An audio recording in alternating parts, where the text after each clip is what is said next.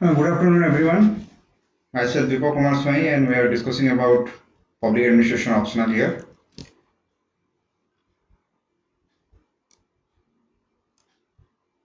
So, short introduction about me. I have written or I have appeared in both UPSC and OPSC mains and interview. And this is the book I have written, Public Administration for ODISHA Civil Service Main Examination. And this is my book. If you haven't seen it, if some of you are new and attending the course first time, you should go and see the book, because this book contains everything you need for your OPSC mains exam. And again, same thing, you remember the syllabus before start reading public administration. Please remember the syllabus and previous year question. That is very important. You need to remember the syllabus in order to link various unit of paper 1 and paper 2. And you can visit this page, Public Administration for UPSC and OPSC, this Facebook page, so that you can get current information related to public administration, which are important for your answer writing. And who are watching this class for the first time, for them you can download the Unacademy learning app, and there search Deepak Kumar Swain and see the free classes. I have given some free classes that is called special classes, and it will be beneficial for you. So just all are available in free, and go there and you can follow me. If you follow me, you will get notification of my future classes, future live classes, which you can attend, and you can get a good overview of public administration. Clear? So today we'll discuss about administrative law.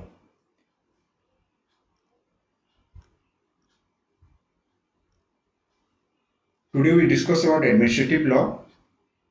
Is paper 1, unit 6. So today we'll discuss administrative law. In the next class we'll discuss about administrative reform, what is written in the syllabus, but actually it should be written as technique of administrative improvement, but it was written administrative law and administrative reform. So today our focus is administrative law. I will just giving you an overview of what is administrative law, what type of question UPSC asks, and how you deal it. Clear? So the first thing, this is administrative law. It was not given in the syllabus. In OPSC syllabus, it was not given, but we should know that it is a hidden syllabus. We can call it as a hidden syllabus. It was found in UPSC syllabus, but we should know administrative law because we are discussing it. After the second thing is delegated legislation, and the third is administrative adjudication. Three part. Delegated legislation usually come as a 60-mark question, and administrative adjudication 20-mark question. Okay, and today I will convey you that how you can understand these things from the word. Means this word contain the answer. The word delegated legislation. The answer is inside it. Administrative adjudication, this answer is inside it. And administrative law, what is administrative law? What is common law system? What is rule of law? What is the difference between administrative law? We will discuss administrative law and all other law. We will discuss that. Before that, just look at the last 5-year question, what OPSC has asked.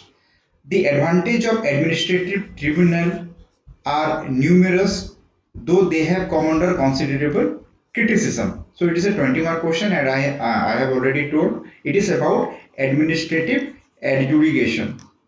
Okay, it is administrative adjudication. Administrative tribunal are part of administrative adjudication.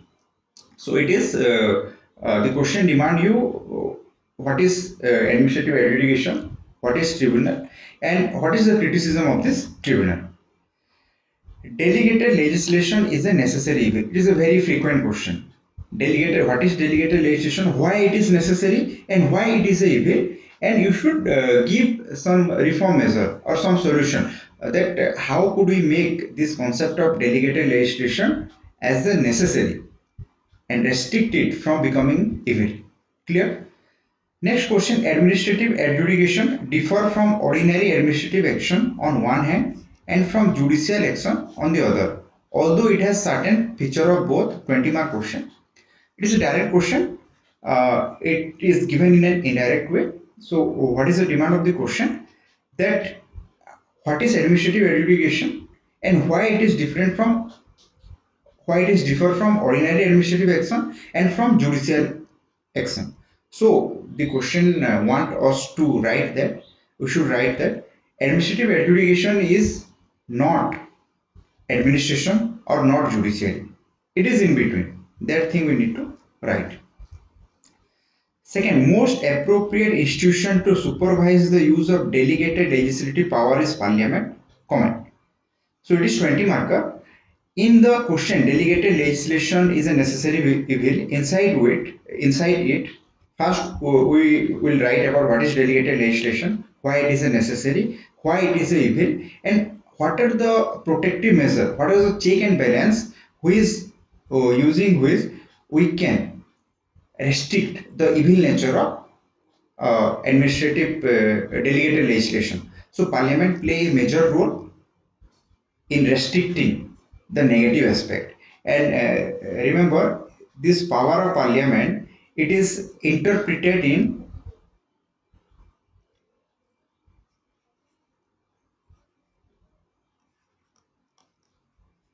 accountability and control. In accountability control, you have read that legislative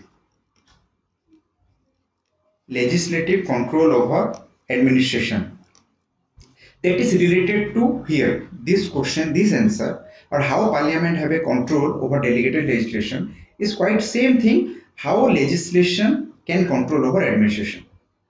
From same thing it was derived. So we will discuss. Please describe the topics. Yes, Deepak, we are describing. Okay, next slide. Okay.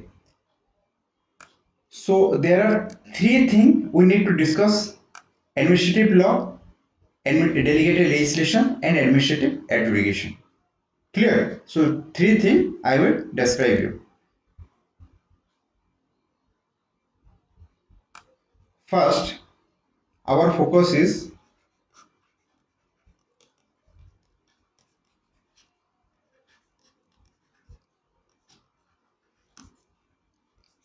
law.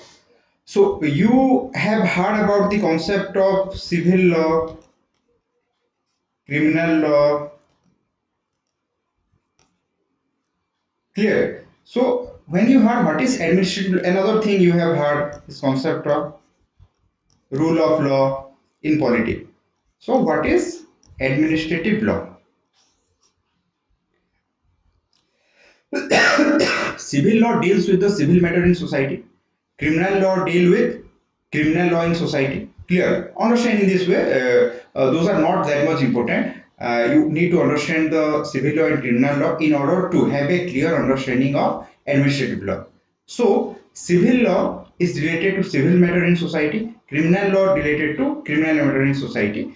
Rule of law, it is important. What is rule of law? Same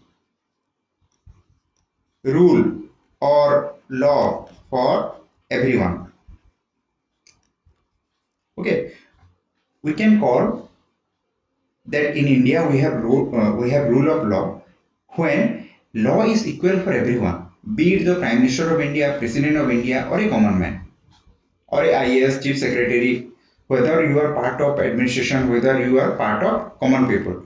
So when law is, just understand in this way, when law is same for everyone, it is rule of law. Got my point? When law is same for everyone, it is rule of law. And when there is separate law from separate people, when you are a common people, for you there is one law. For member of administration there is one law. We cannot call it rule of law. Clear?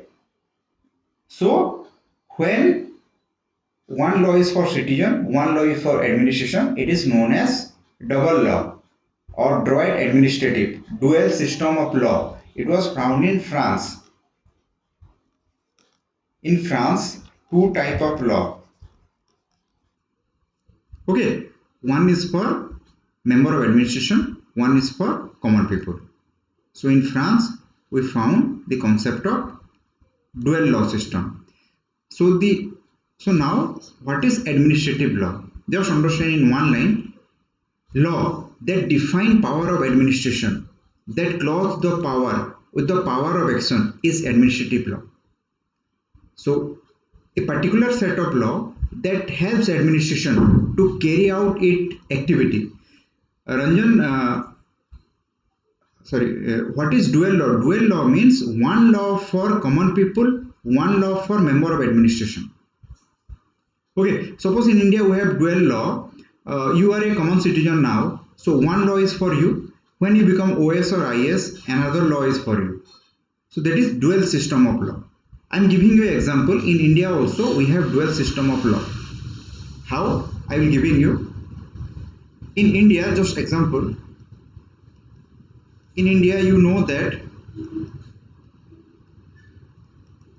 immunity provided to President, Governor. I think you all have read it in Indian polity. In India, immunity is provided to President and Governor.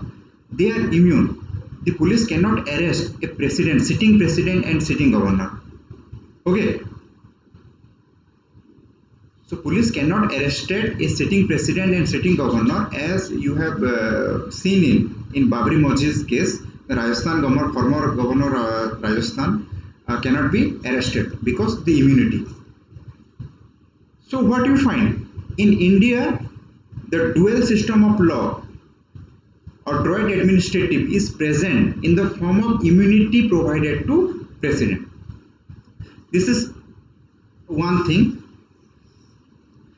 Now understand administrative law, a particular set of law that help administration to carry out its activity. Just understand in one line, it is a particular set of law that help administration to carry out its activity. The proponent was Dicey. Dicey give the concept of administrative law. He said that one particular law for administration. Clear? And Dicey criticized the concept of France. Dicey said in France there are two type of court, two type of law. It violates the concept of rule of law.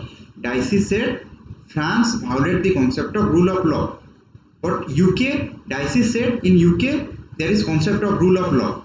But Dicey was ignorant because in UK the immunity is given to the monarch. The king can do no wrong. Okay, so you read in detail Dicey's idea of administrative law in France, in UK and US.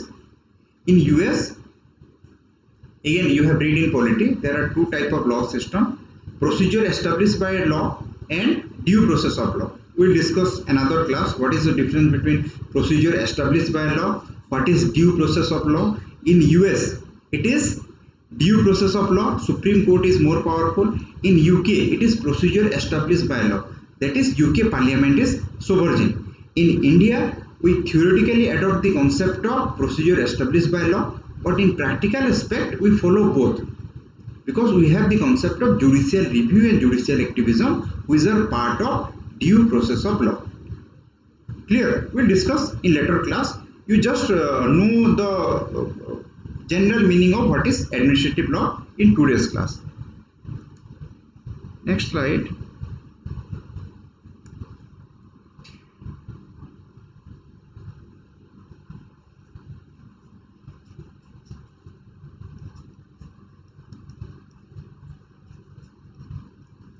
Delegated legislation, it is important.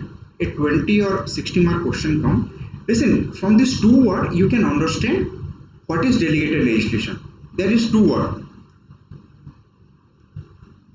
One is delegated, one is legislation. Understand the meaning. Delegated and legislation are two words, and legislation means, I think you all know what is legislation. Legislation means law making. It is the law making procedure. Legislation is law making procedure.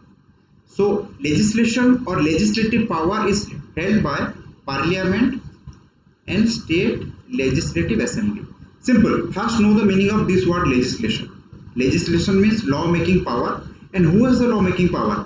Parliament and State Legislative Assembly has law-making power. Clear? This is clear what is legislation. Now come delegation. Delegated. Delegated, this word comes from delegation.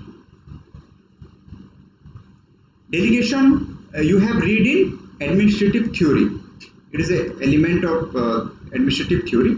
Delegation. And in there you have read that delegation is giving away. And what could be delegate? Authority. In delegation you will read that authority, who have the authority, he delegate its authority. So delegation is giving away of authority from the superior to subordinate. This is delegation. Delegation can be top to down, bottom up, side line delegation. All these things you will read. Just understand here in short form. Delegation is giving away. Suppose I have some authority. When I give the authority to you, it is known as delegation of authority. Clear? So now understand that legislation or law-making power, it is the authority of whom? Parliament and State Legislative Assembly. So the authority of law-making power is lies with Parliament and State Legislative Assembly. Clear? So when these people delegate, the law-making power or authority, simply it is known as delegated legislation. Understand in a layman's way. Parliament and State Legislative Assembly has law-making power. When they delegate their power of law-making, it is known as delegated legislation. So next question arises, to whom they can delegate? There are three organs of government: legislative, executive, judiciary. So you already know that legislature is law making, it is law implementation, it is law interpretation. So judiciary interpret law. So legislator cannot delegate the law making authority to judiciary. Okay. So whom the Parliament and Legislative Assembly can delegate its law making power? To executive. Clear?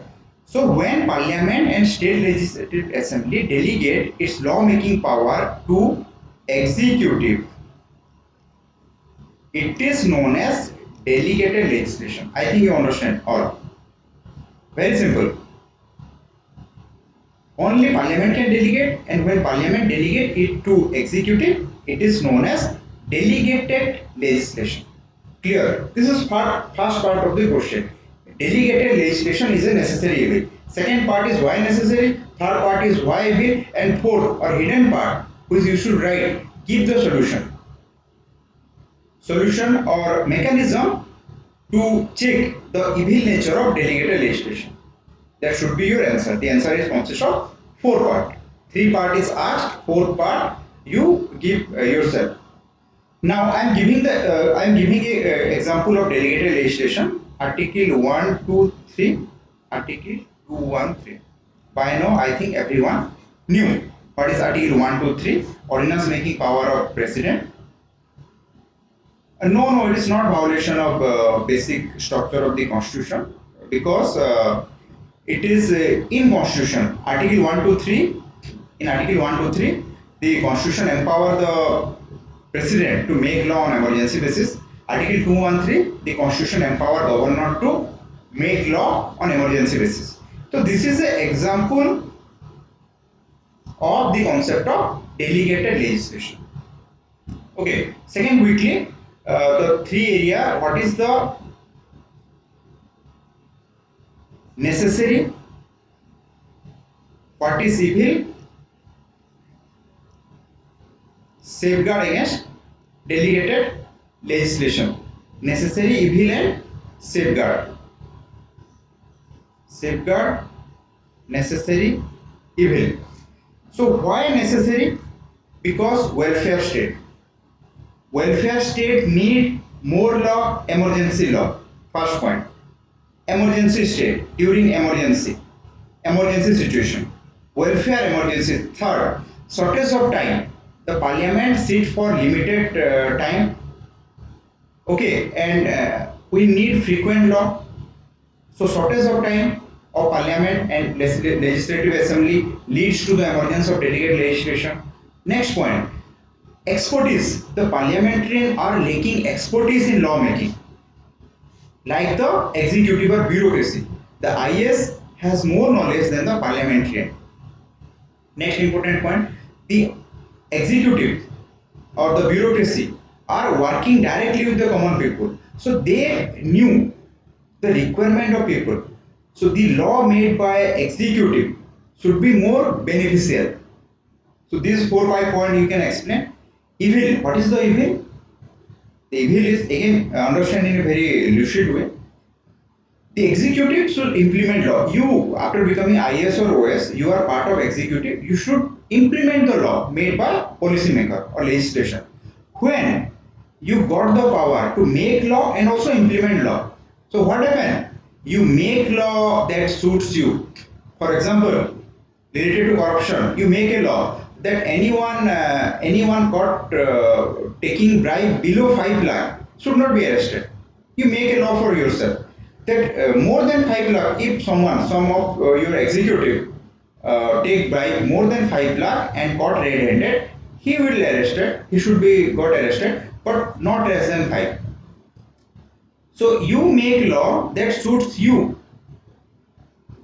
So it leads to instrumental aspect of bureaucracy change into institutional aspect. And what is instrumental aspect? Again you read in Weber's bureaucracy. Weber said that bureaucracy is an instrument. Like this pen, it is an instrument. With it I can write. The pen has no power. The pen has no life. But when the pen gain life, when it writes from itself, it will be a disaster. So it is institutional aspect. With more power, bureaucracy turned from instrumental to institutional.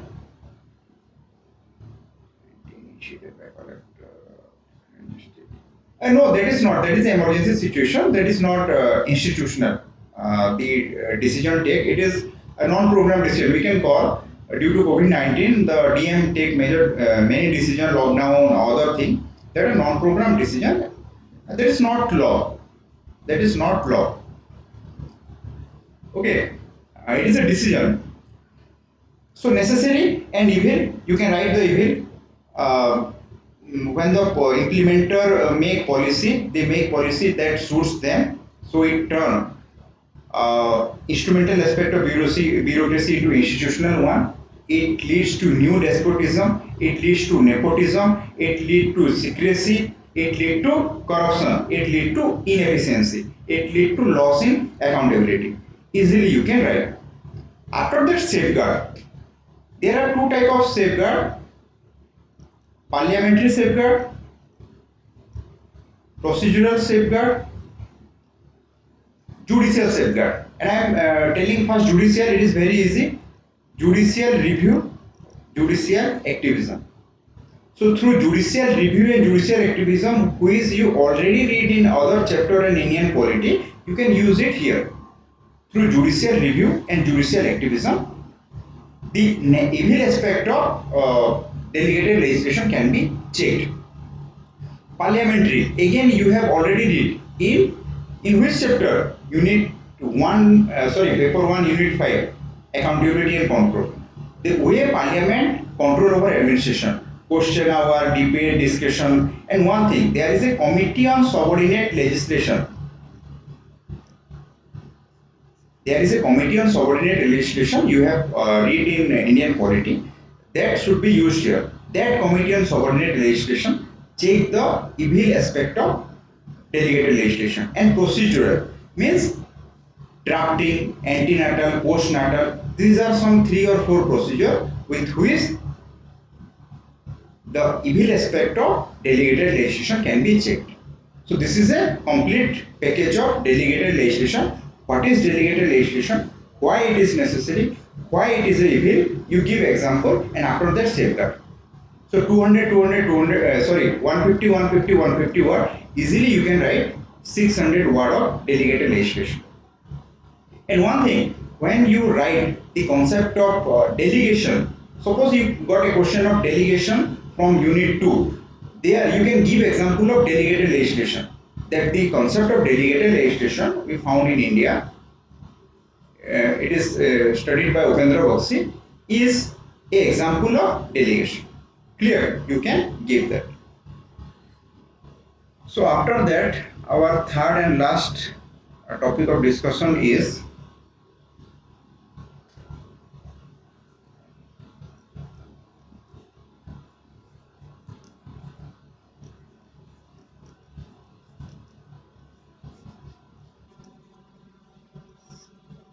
again from the 2 word. It is generally asked as a 20-mark question. Again 3 part. What is administrative adjudication? What is administrative adjudication? Necessary, problem and solution. In this 4th part you will write the answer. So before that, okay, answer me, what is adjudication? Very simple thing. Adjudication means solving the conflict. Adjudication means solving the conflict. Clear? So the concept of adjudication, who focus or who work on the concept of adjudication? Judiciary. Adjudication is done by judiciary. Supreme Court, High Court and Lower Court. Clear? This is adjudication, solving dispute. So now when this word suffix in adjudication, administrative adjudication means when administration play, in layman's way understand that, when administration play the role of a judiciary, when bureaucrat wear the shoes of judge, it is administrative adjudication. Clear? Simple line definition. When administration wear the head of a judge, when administration solve dispute, when administration play the role of a judiciary, it is administrative adjudication. Very simple definition. Nothing to worry. Adjudication, administration. Clear? So what is administrative adjudication? You can write 50 words easily. Why it is necessary? Again same thing. Normal law court in Supreme Court, huge pendency of case, or apart from that, the judges lack knowledge on administrative matter. The judges lack knowledge on administrative matter. Third, quick delivery of justice. Due to this reason, again 50 words you can write. These are the some necessity due to which the concept of administrative adjudication take place. Okay. After that, what is the problem with administrative? Again, Article 323A, CAT, 323B, State Administrative Tribunal. You can give example. After that, NGT, Income Tax Tribunal, many Income Tax Tribunal, Railway Tribunal, many tribunal you can give the example. This is tribunal. So easily you can write what is the necessary of administrative adjudication. Administrative adjudication, when administration play the role of judiciary, it is administrative adjudication. So what is the problem? Again same problem. Administration should implement law, implement policy, implement law. When administration solve dispute, it same problem. There is chance that administration become more powerful. Corruption, inefficiency, unaccountability can increase. And another problem of administrative adjudication is appointment on spoil system.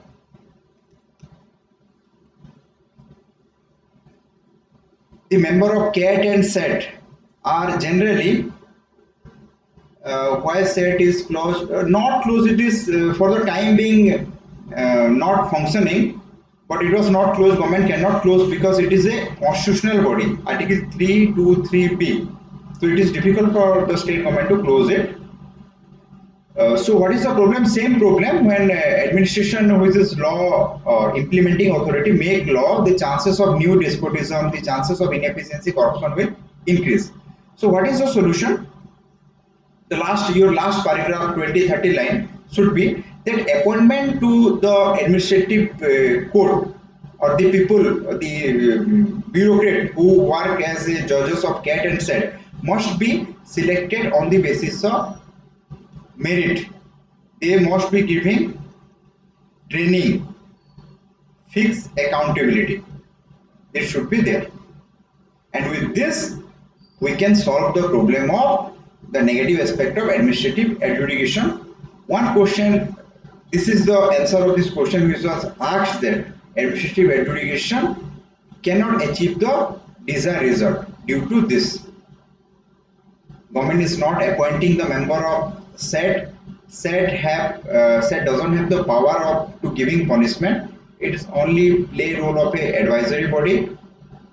And the posting to the cat and set are generally a post-retirement benefit given to bureaucrats.